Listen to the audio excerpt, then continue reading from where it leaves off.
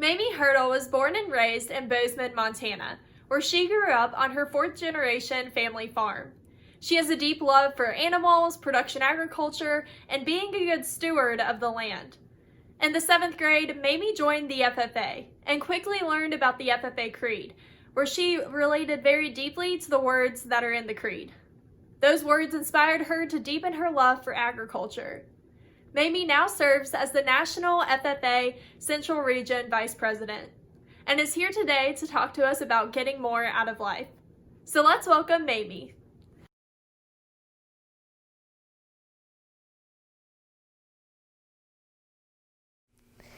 If you're anything like me, you've Googled a thing or two in your day.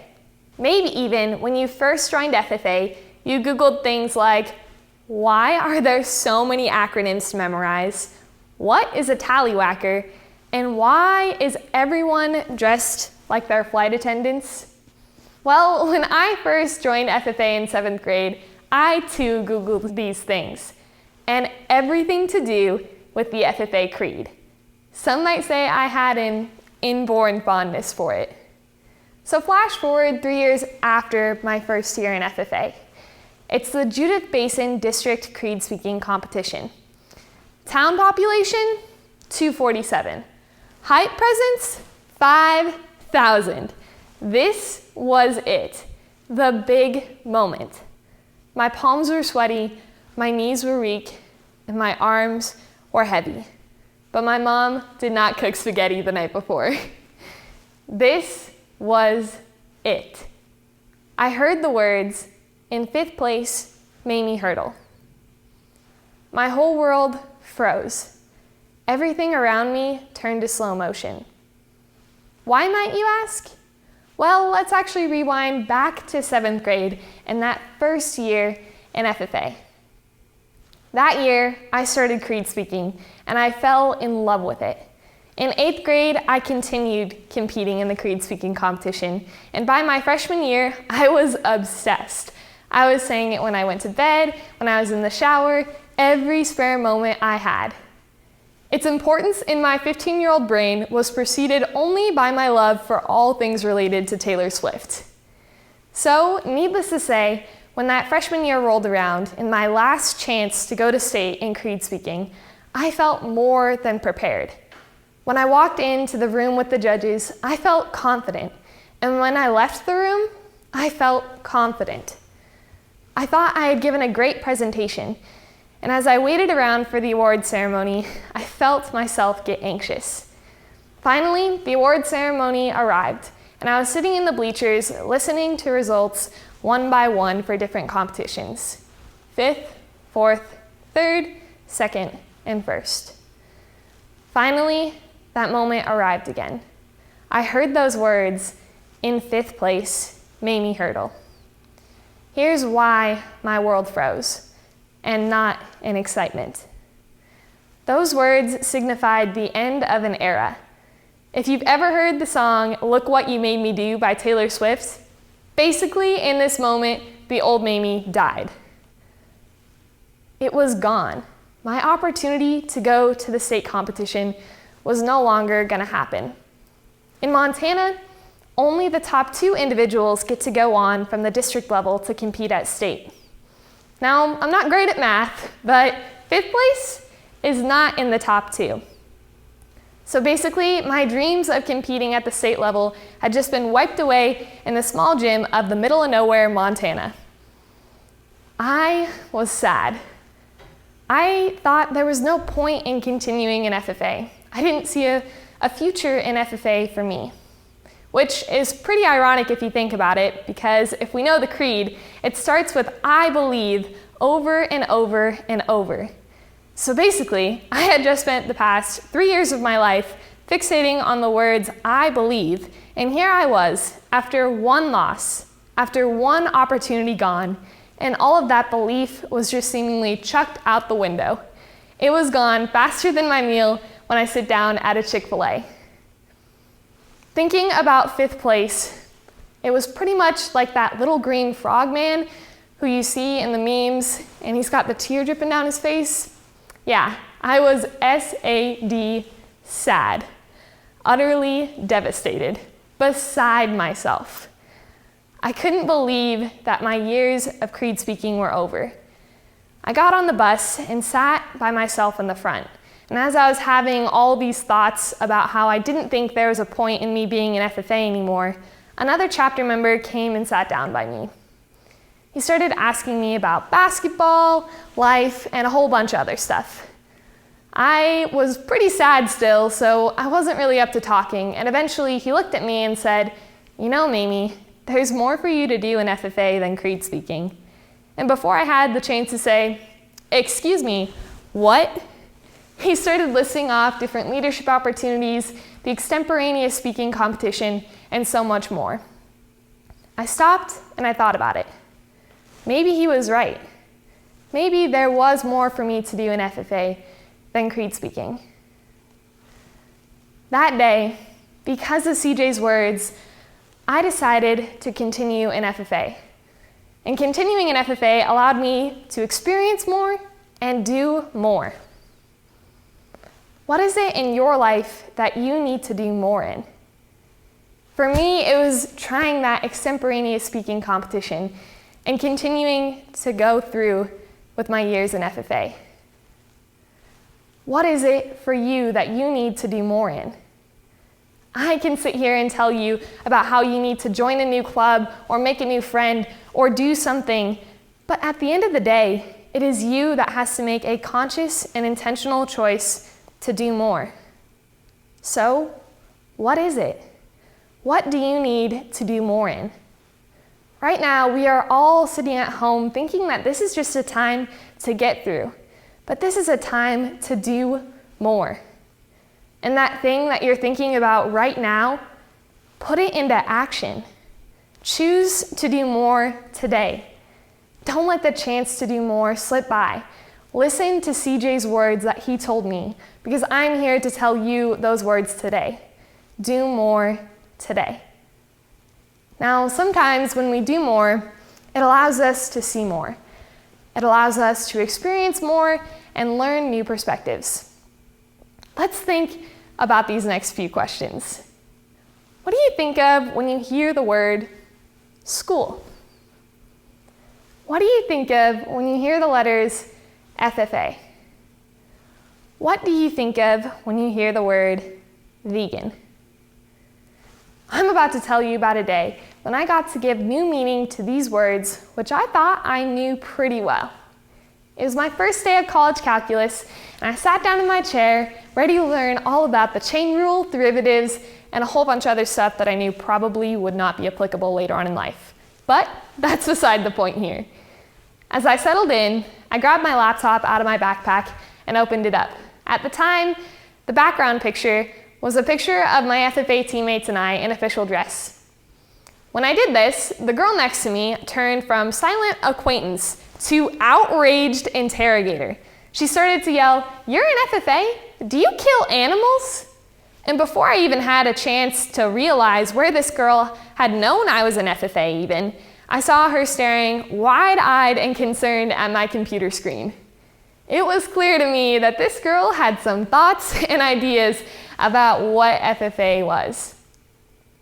If you've ever seen in the cartoons where the angel and the devil are sitting on a character's shoulders, you can know that I was basically having one of those moments right here and there. Basically, I had the devil on this shoulder telling me to get mad, yell at her, defend your organization, just tell her she's wrong. And then on the other side, I had the angel saying things like, be kind, be nice, explain things to her politely. And I'm gonna be honest with you, it was an internal battle not to fight for the honor of FFA right then and there, Call of Duty style. But I didn't. Instead, I chose to ask. Yep, ask. I chose to ask a question. Not yell, not tell, not lecture, just ask. I chose to ask this girl, whose name was Jade, why her first thought of FFA was one with killing animals. She began to tell me about a time the previous semester when a girl who was in FFA had ridiculed her for being vegan. By the story she told, it was obvious that this girl had really put her down, and it led to Jade having a negative outlook on what this organization does. After hearing this story, I got to tell Jade about all the amazing things that we have in FFA, like the leadership opportunities, the competitions, and how FFA had changed my life in several ways. But then I got to learn from Jade. She began to tell me about why she had chosen a vegan lifestyle and how convicted she was with her beliefs that went along with it. For the rest of the semester, Jade and I were partners for every single group project. We studied for tests together, and I can't count the number of times we helped each other out with homework. But beyond that, Jade and I became friends. She is one of the kindest, most generous, most sweet people I have ever met in my entire life. But looking back on that first day of calculus, things could have gone down a very different path. I could have gotten mad and defensive when Jade asked if I killed animals. But instead, I chose to see more into Jade's world and her beliefs. How often do we see a person get so mad and defensive about something that it only makes the situation worse? Or what about the person that assumes things about someone else before they really even get to know who they are?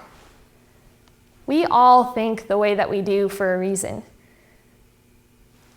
If we just take the time to get to know where someone else is coming from and recognize that all of us have had words, experiences, people, moments that have shaped us into who we are and what we believe, wow, what a difference it would make. Right now, we have the opportunity to see more. We live in a world where it is so polarized and we think it's this way or no way. But to be honest, we have something to learn from every single person we encounter. We have all lived different lives. But what a cool opportunity it is to learn from other people. Right now, realize that we all have something to learn from someone else. See more in those around you. And when you allow yourself to see more in others, it will allow yourself to see more in you. Now, this makes me think about a time in my life when I failed to see more. It was my sophomore year of high school, and I was smack dab in the middle of my high school career.